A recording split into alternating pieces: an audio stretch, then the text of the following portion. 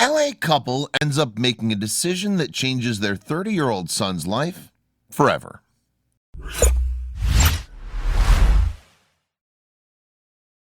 But before we start, please give the video a like and make sure to subscribe to Wonderbot and hit the bell so you'll never miss any uploads from us. In the contemporary world, the moment a kid touches his or her early 20s or finishes his or her graduation, he wants to fly away from the nest, no matter how much his or her parents persuade the kid to stay. But what they don't understand is that the world that seems to be so fancy in the movies or soap operas is unlike the real world. Though with the passage of time, the reality dawns upon them that they too become possessive and protective of their own kids. But what if one day the parents themselves sue their kid in court for living in the house? The same happened to this couple, but what's intriguing is why would any parent do so? It was a usual Tuesday morning, which had turned into one of the historic days of the year with the most unusual decisions taken till date. Above all, the decision was supported by the majority of people in and around the area, and how often does that happen? It wasn't an easy decision, at least for the parents, but a necessary one to be taken. So what was that decision that came into the limelight, and why was that decision so necessary for the parents and the rest of the world too? They were a perfect family anyone could dream of. Mark and Christina Rotundo was living the dream with a perfect job that helped them meet the two kids, and they managed to do a little bit of saving. Their happiness multiplied when they had their first kid, Michael. They'd weave millions of dreams around the baby. They pre-planned almost everything without having a clue that one day their world would turn upside down. The time flew really quick that they didn't realize that little Michael, who was trying to balance his foot, had started to ride motorbikes, and when his alphabet books got replaced by alpha betas of mathematics, soon he was going to finish his graduation and had millions of plans ahead. But the plans usually don't get executed the way we want. So what would be the difference that could change Michael's life? As soon as he started his graduation, there were constant talks and seminars that included discussions on advanced subjects that kids could take. Michael, too, was curious about his upcoming life and job that he'd be doing. But most importantly, he was excited about his independent life. As his graduation day came nearer, he couldn't hold his excitement. He had already started packing his bags and essentials. His parents were somewhat sad about him moving out because they just couldn't let him out into the cruel world. But seeing him happy was their major goal, no matter even if it meant watching him move out. So they'd put a stone on their heart and happily agreed for the same. Finally, his graduation day came and the couple's excitement was on cloud 9. Both accompanied him to the ceremony, and as he stepped onto the podium to receive his degree, both of them had tears rolling down their cheeks. After all, they'd been imagining this particular day since ages, and they clapped endlessly when he threw his graduation cap in the sky with the rest of the crowd. They hid their sadness and started packing as they reached home. They could see how excited and enthusiastic Michael was to start his new life. On the other hand, more than the studies and job, he was excited about his newly found freedom, where there will be no hindrance and he can eat, sleep, and do whatever he wanted to according to his convenience. The next day they reached the station before time to exclude the possibility of missing out the train. The train, as expected, reached on time. Parents helped Michael board the train and said goodbye with heavy hearts and hid their tears as the train left the platform. For the next few days, it was hard for them to concentrate on anything. All they could think for several days was Michael and his well-being. They desperately waited for his call every day and became anxious when he didn't call any specific day. But then they did understand that the city and the culture were new for him, and he was trying his level best to fit in. A few months after Michael had moved out, he started calling occasionally, but these calls were mostly demanding money for one thing or the other thing. At first, the couple readily gave the amount he would ask for because they knew how terrible were the wages and the expenses were high, no matter how minimal he'd try to spend. It would empty the pockets. When these demands became more frequent, it grew suspicion in the minds after a certain time. Now they were curious about what Michael was doing with his salary. Though multiple thoughts ran into their minds, they brushed off these thoughts and tried to remain positive. No matter how much they neglected the other thoughts, they became more prominent with the time. Whenever they used to ask about the money, he would generally brush aside the question, giving some lame excuses. It was then that they knew something was not right. What was Michael hiding from his parents?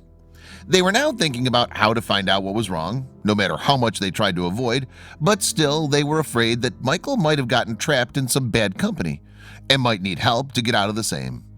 But to know what exactly might have happened remained a big question. Would they be able to find out? After a lot of persuasion and assurance, the parents convinced him to come home for the holidays. They had firm thoughts in their minds that no matter how hard it would be, they would bring out the truth. But would Michael confess? If yes, how? When Michael came home, their wait finally ended. Now all they had to do was make Michael sit and tell them the truth. But was that easy? It might not be that easy in the case of Michael because he'd been hiding for months, then he was feeding them lies and nothing else.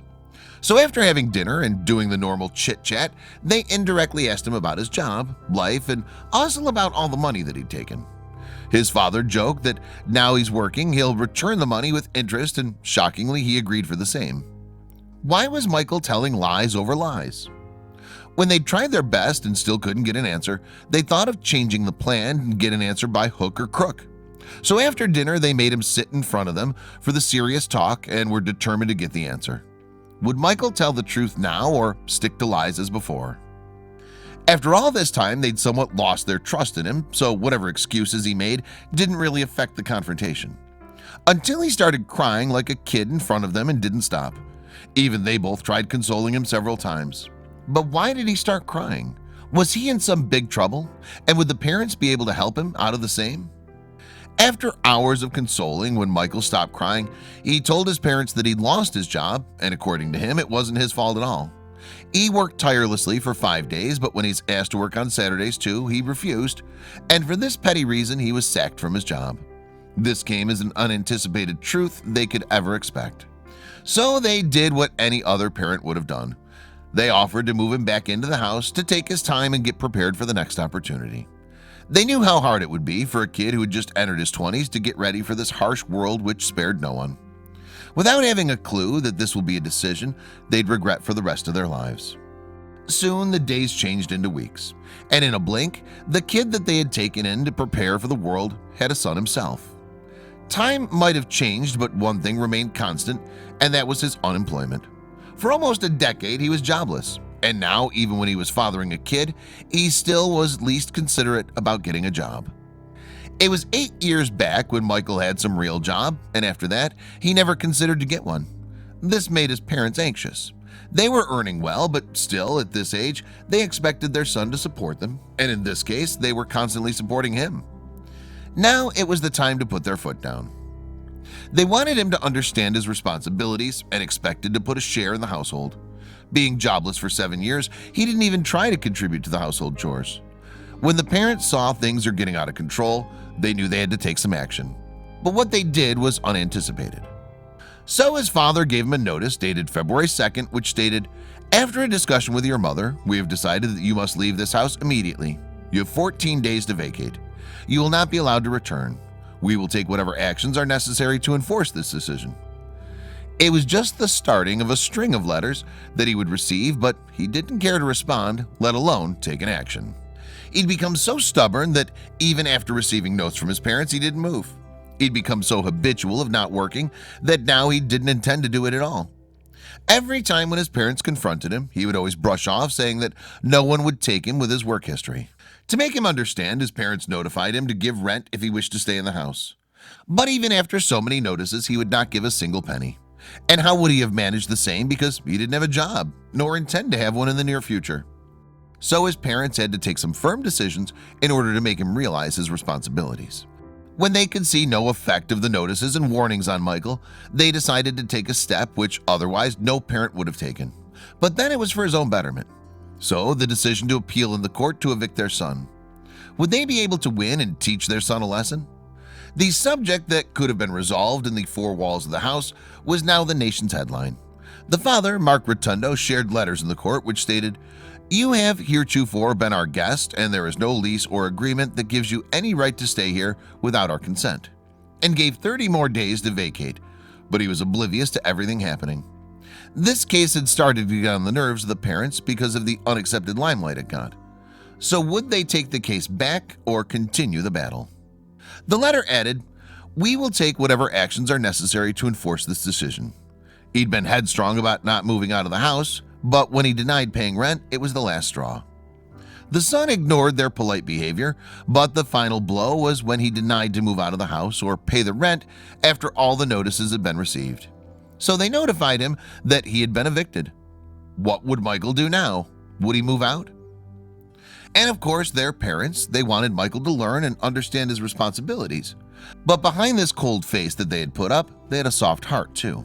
So they even tried him to finance his house initially so that gradually he'd realize his responsibilities and find some decent work to do. But if a kid is so headstrong like Michael, what would his parents do and to what extent? Some days out of frustration, his father would say tauntingly, "There are jobs available even for those with a poor work history like you. Get one, you have to work." But Michael had become so comfortable in upstate New York that he didn't find work even out of shame. Unbearable condition. So when things went out of hands and the parents were unable to tackle the same, they knocked at the court's door, but all in vain. He claimed he has never been expected to contribute to household expenses or assisted with chores and the maintenance of the premises, and claims that this is simply a component of his living agreement. He too added that his parents don't provide food or do his laundry, which was indeed ridiculous for a 30-year-old man to say. Michael also claimed that he should be given at least 6 months' time to vacate the place, which was discarded by the court, saying it was an outrageous demand. To which Michael responded that it was outrageous to evict him too. Regardless of all the questions he was put through, he was determined on being the same way he was. Even after so many hearings, he stood strong on not moving out of his parents' house and had decided to take the matter to higher court, where the parents were doing the best they could because no matter what, he was their own flesh and blood, and hence tried every way to support him. In the most recent letter concerning his car, they offered him money to fix it so it can be taken off their property, to which he denied. Even the neighbors were feeling concerned, but mostly for the parents than Michael. This was not the first time they'd faced court. Previously too, he had filed a case against the local Best Buy for forcing him to work on Saturdays, and for the same he was receiving nearly $340,000 from the big box store as a penalty. But this trick didn't work every time. Thereafter, when he claims his rights to due process, it was discarded in the family court, and the case was thrown out last year in November. But he didn't take from the same and continued to be careless like before. This time in court, he served as his own lawyer and was expecting to get away like previous times with another handsome amount of money, and this time from his own parents, before the court discarded the case, which made him furious, and decided to go higher court to appeal the same. It had also been reported that he had never lived on his own instead of those months when he had moved out after his graduation. Practically, he had never experienced any sort of hardships in his life before and had always lived under the protective shield of his parents. Regardless of all the help that Michael's parents were providing him, he had been so ungrateful and had stopped talking to them as if it was their mistake that he didn't have a job. But even after all this, they tried their every bit to make him independent and successful like any other parents would have done. But instead, he'd cut all ties with his parents and hardly talked living under the same roof. What he didn't understand was that whatever had been done was just his own benefit and to make him realize his duties as a son and father, which the stubborn man-child didn't want to admit. So on Tuesday, the court sided with the parents and gave its decision in their favor. To this decision, he stated that he didn't want to live there anymore, hoping one day he'll realize why it was done, he'll mend his ways, and get back on talking terms with his parents again.